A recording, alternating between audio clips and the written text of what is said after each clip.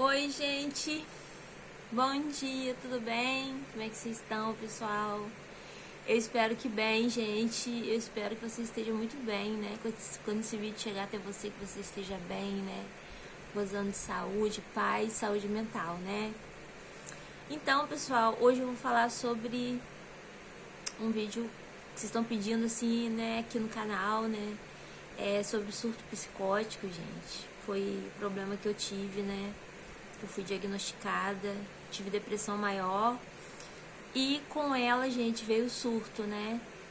Então, eu tenho que explicar, gente, desde o começo para vocês entenderem, né, muitas coisas, né, que aconteceu comigo. E, gente, eu sei que tem muita gente chegando aqui no canal agora, né? Eu sei que é importante de tempos em tempos eu vim aqui falar sobre isso, né, conversar, falar o que eu tive, meu problema, para vocês entenderem. E, pessoal, a gente vai evoluindo com o tempo, né? Vai mudando algumas coisas dentro da gente.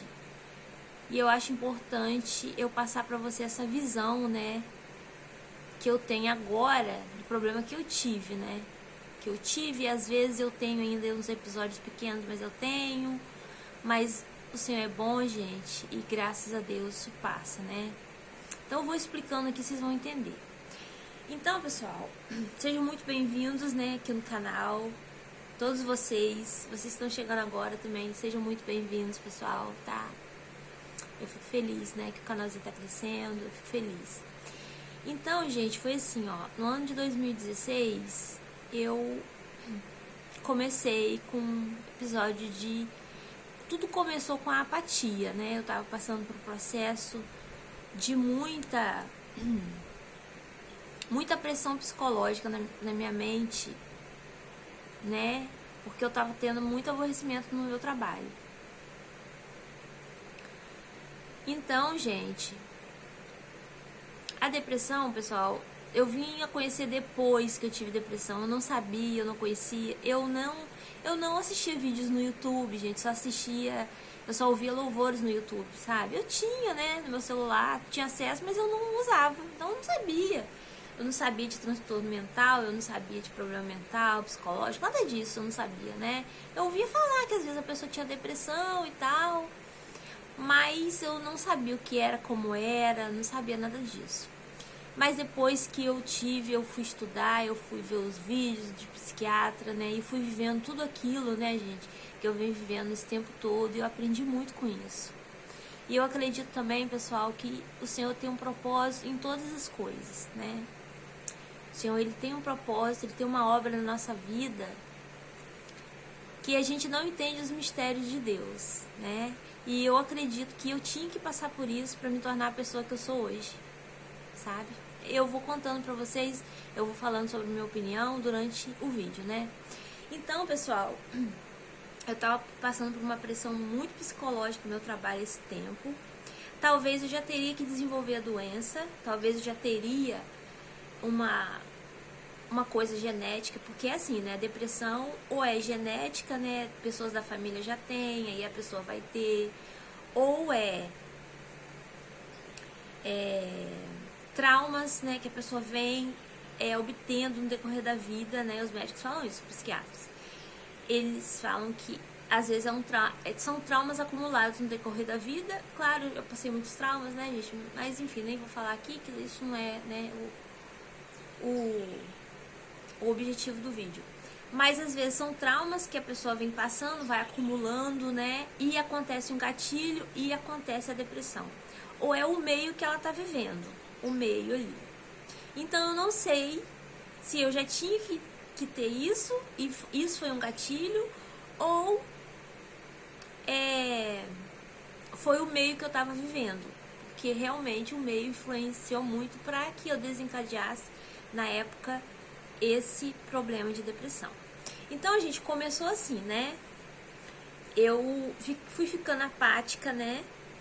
Eu tava me aborrecendo muito no trabalho e eu já tava nesse trabalho há 3 anos, de 1 ano e meio pra cá que aconteceu esse problema. Eu fui me aborrecendo muito e ao invés de sair dali, eu não saí, né? Porque eu tinha filhos, adolescentes, então, enfim, eu tinha muitas responsabilidades.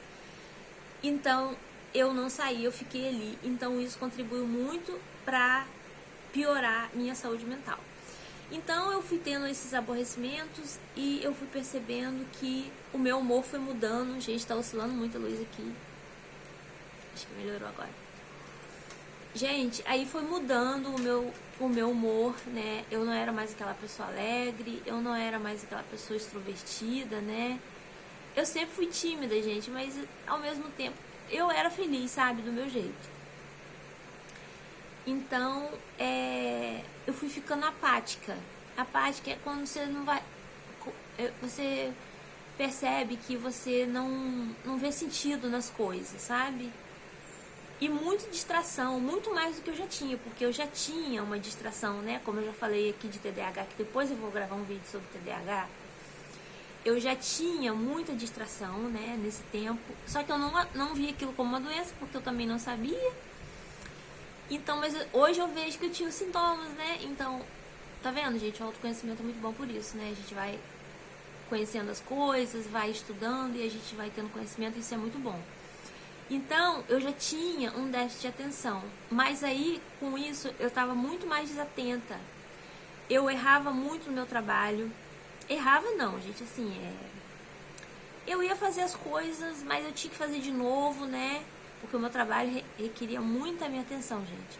Eu era copeira hospitalar na época. Trabalhava com dietas de paciente, então eu tinha que saber o que cada paciente ia comer, né? Pacientes na UTI, pacientes que não podia comer uma dieta sólida, como arroz e feijão, tinha que ser pastosa, tinha que ser líquida. Então, gente, eu tinha que ter muita atenção, não podia errar. Então, eu tinha muita distração na hora de arrumar o carrinho, eu arrumava e arrumava várias vezes. Então, eu fui ficando apática, eu fui percebendo isso. E as pessoas também, alguns comentavam, você tá diferente. E eu já sabia que eu tava diferente. Inclusive, uma vez eu fui na igreja, eu me lembro muito bem que o pastor falou pra mim assim. Eu tava no meio de um monte de gente. Eu já era cristã nessa época, eu sou cristã desde 2011, graças a Deus. E o pastor, ele me viu assim no meio de um monte de gente e falou, você tá triste, porque você tá... Ele não me conhecia, né? Porque é uma igreja grande, né, pessoal? Enfim, ele falou assim, por que você tá triste? Aí eu falei assim, pastor, eu tô passando por coisas e tal. Aí ele falou que eu tava deprimida. Eu tava mesmo. Aí, gente, aquela coisa foi piorando, sabe? Porque eu fiquei lá, eu não saí. E tava sendo triste pra mim, tava sendo um peso muito grande aquilo pra mim, sabe? Mas chegou um momento que eu não aguentei mais, né? Só contando resumidamente pra vocês, gente, como tudo começou, pra poder vocês entenderem, né? O grau que eu cheguei. Então, eu teve um momento que eu não aguentei mais, né? Mesmo dependendo do meu emprego, eu cheguei pra chefe pedir demissão, né? Porque eu não tava... Eu sabia que ali eu não ia render mais, eu não ia fazer uma coisa direita, né? Eu não ia dar o que eu tinha que dar de mim, eu tava doente. Então, eu precisava fazer alguma coisa. E aí, pessoal, eu achava que saindo dali eu ia melhorar, né? Que era o problema tava ali. E em termos tava, né? Mas o problema tava aqui dentro da minha cabeça também. Então, eu fui pra casa e, gente, eu fui só piorando. Fui ficando de cama, eu não tinha ânimo pra levantar da cama, né? Aquela tristeza, eu não queria comer, eu comecei a emagrecer, meu cabelo começou a cair. Aí eu fui perdendo o brilho dos olhos, gente, ficava triste. E aí eu me lembro que teve uma noite que eu tive... Começou a síndrome do pânico. Foram muitos transtornos que eu tive, né? Então, começou a síndrome do pânico numa noite. Eu acordei no meio da noite, na madrugada, e eu senti quando minha cabeça... Eu acordei e eu senti quando minha cabeça deu aquela volta, assim, uma coisa que eu nunca senti na vida. E o meu coração começou a acelerar e subiu uma quintura, desde os meus pés até a minha cabeça. E toda vez depois que eu dava pânico era assim, subia aquela coisa assim. Aí começava, aí meu coração acelerava muito e minha cabeça dava uma volta e eu ficava lutando pra respirar e aquela falta de ar, e aquela coisa eminente, aquela certeza que eu ia morrer naquela hora. Porque a síndrome do pânico é isso, é a certeza que você vai morrer ali, ninguém te convence. Você fica naquela crise de ansiedade e a gente pensa assim, eu vou morrer, e se a pessoa falar assim, você não vai morrer, você não acredita, porque é aquela certeza que você tem, eu vou morrer. E aí foi, gente. E aí eu não procurei ajuda. Meu filho do meio, eles dois moravam comigo, né? O mais novo e o do meio morava comigo, o mais velho já era casado. E ele chegou pra mim e falou assim: mãe, você tá com depressão. Aí se você quiser eu te levo no médico, né? Porque ele já tinha o quê naquela época?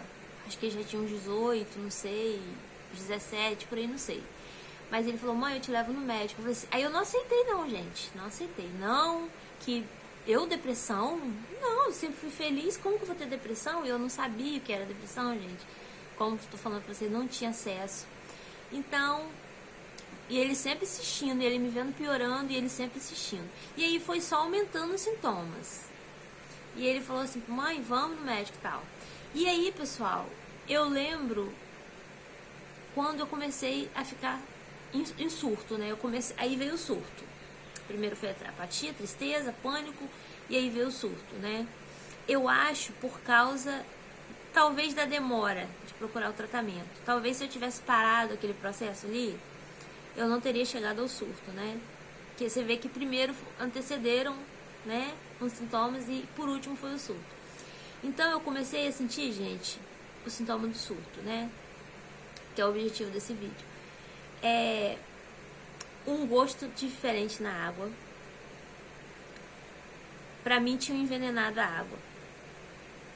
A água que eu tava tomando tinha envenenado a água. Subiu da caixa d'água e colocado veneno na água.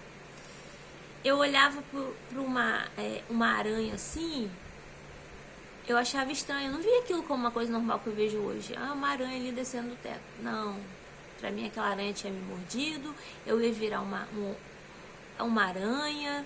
E tinha sempre um carro de som do Rio Cap na frente da minha casa, fazendo aquele barulho, cantando aquelas músicas. E as músicas me incomodavam muito, porque eu achava que as músicas eram indiretas pra mim, a letra das músicas. E aí foram sintomas, só piorando. E quando meus filhos estavam jogando videogame, porque naquela época eles jogavam muito, né, no celular, e os caras ficavam de lá falando as coisas com eles. Sabe aquele joguinho que a pessoa fica falando de lá, né, e a pessoa de cá no telefone? Então, meus filhos jogavam e eu ficava achando que os caras estavam falando as coisas pra mim. A televisão, gente, eu não tinha paz em lugar nenhum. Eu podia estar em qualquer lugar do mundo que eu não tinha paz, que tudo era pra mim. Aí a televisão falava uma coisa, a minha mente, ela entendia que aquilo que a televisão estava falando era pra mim. Os caminhões, eu morava do lado de uma rua que tinha um fluxo muito grande, né, de carro, o caminhão passava, moto. E, gente, eu sentia que o carro estava passando por cima de mim. E é assim, gente, tudo é pra gente. Quando a gente surta, a nossa mente cruza a linha da realidade com a loucura. É exatamente isso. Você pode chegar a pessoa que for e falar pra você: não é isso, não é isso. Na sua cabeça é isso.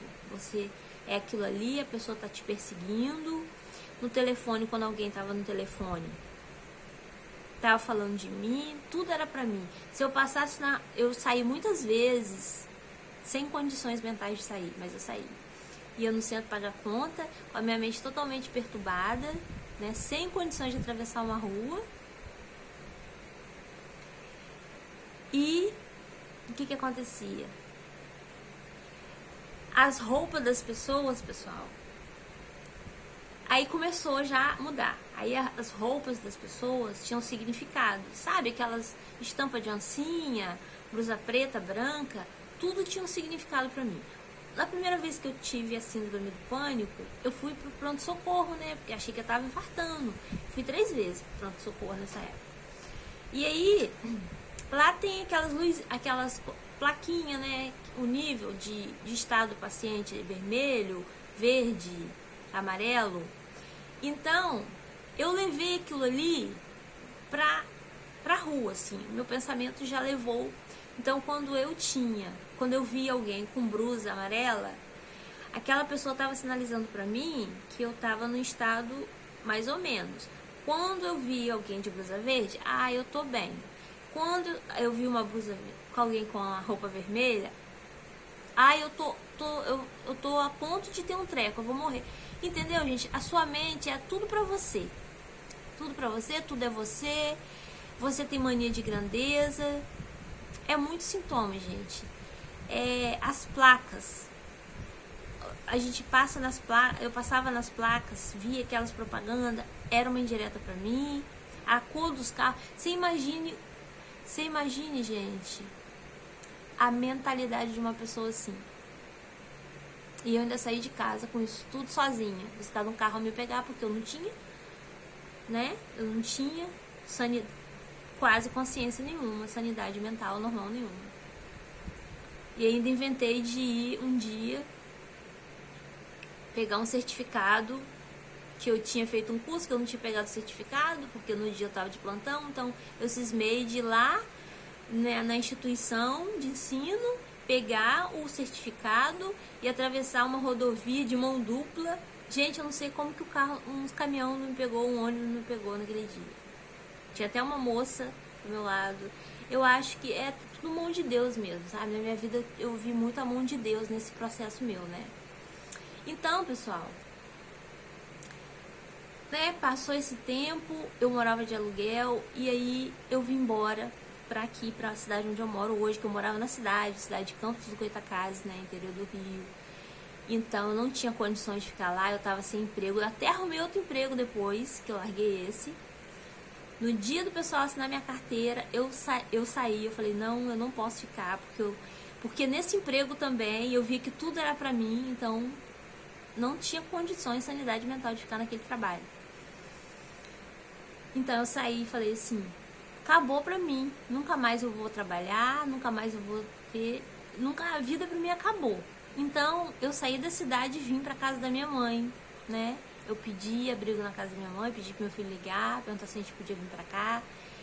E eu vim pra cá, minha mãe me recebeu de braços abertos, né?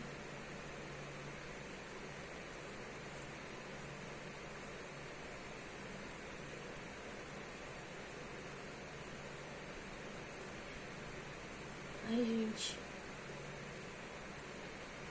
Minha família toda me acolheu, sabe? Minha irmã, minha mãe. Quando minha mãe me viu, eu tava muito magra.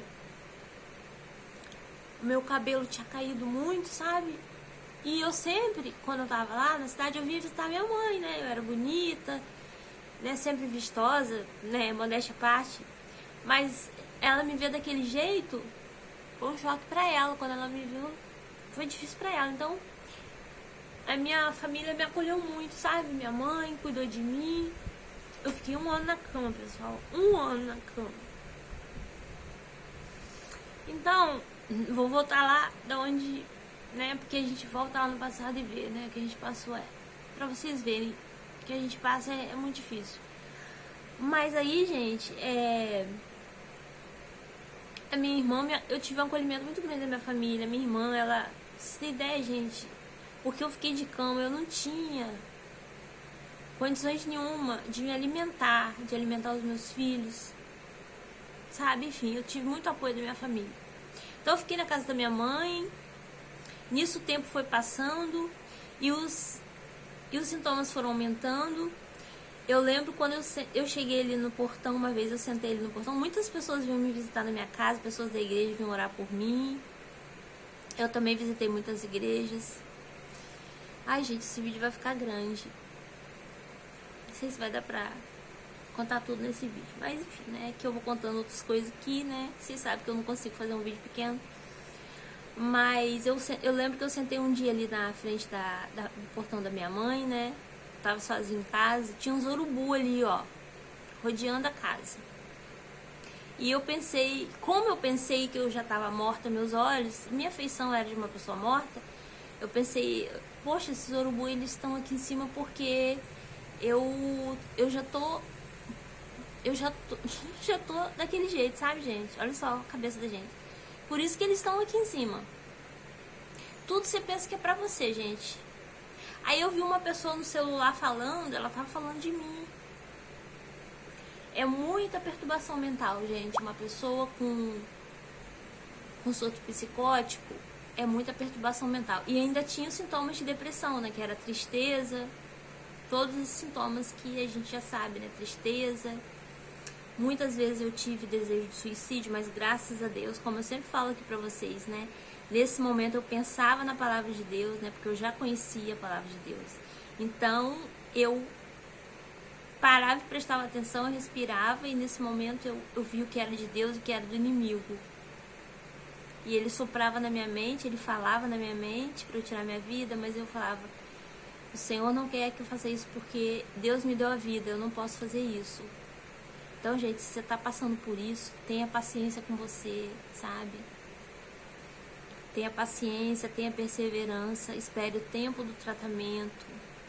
Aí tá, né, gente? O que aconteceu? Por último, disso tudo que aconteceu comigo, entre outros sintomas, né, que eu achava que era um super-herói, na época que eu vim pra casa da minha mãe, tava fazendo obra aqui perto da casa da minha mãe. Aí eu comecei a achar que eu era Jesus Cristo, que era um enviado. Olha só, que eu era enviada pra salvar o mundo, gente. A gente pensa essas coisas, pessoal. A gente pensa tudo isso. Cada hora você pensa que você é uma coisa. E eu escutava os barulhos, martelo, as coisas, né, as ferramentas, e eu achava que estavam fazendo a cruz para me crucificar, pessoal, olha só. Aí, pessoal, a gota d'água para eu buscar tratamento, isso passou 5 meses. Eu não aceitava buscar tratamento porque eu tinha feito um voto com Deus. Isso é muito forte. Eu tinha feito um voto com Deus lá quando eu comecei para minha cura. Eu falei, Senhor, né, em prol da minha cura. E eu achava que Deus ia me curar assim, com o milagre dele. Mas eu achava assim, que ele ia tirar aquilo de mim, da forma que eu achei que ele ia tirar. Ele tirou, né, ele foi tirando, mas ele foi tirando do jeito dele, não do meu jeito. E hoje eu vejo isso, né, olho pra trás e vejo o que Deus fez na minha vida. Então, a gota d'água para eu procurar o tratamento foi quando eu olhava para minha família, meus filhos, que eu era muito amorosa, sempre fui com meus filhos comigo, minha netinha na época era só uma, né? Isso foi foi em 2016, eu só tinha Lorena de neto, então eu olhava para ela, eu não sentia nada. Ali para mim foi a gota d'água, ali para mim foi a morte. Eu já estava morta por dentro, mas eu não tinha sentimento mais, gente, por nada. Eu não me reconhecia, mas eu não sabia quem eu era, perdi minha identidade. Mas, pra mim, a pior coisa do mundo foi olhar pra ela e não sentir nada, porque eu pensei assim, meu Deus, como eu vou viver assim no mundo? Porque me matar eu não ia fazer isso com a minha vida. Então, eu fui pro médico, eu fui ao psiquiatra, meu filho foi comigo, eu cheguei lá, eu contei tudo assim de maneira muito... Pedi pra ele me ajudar com os sintomas que ele via, né, que eu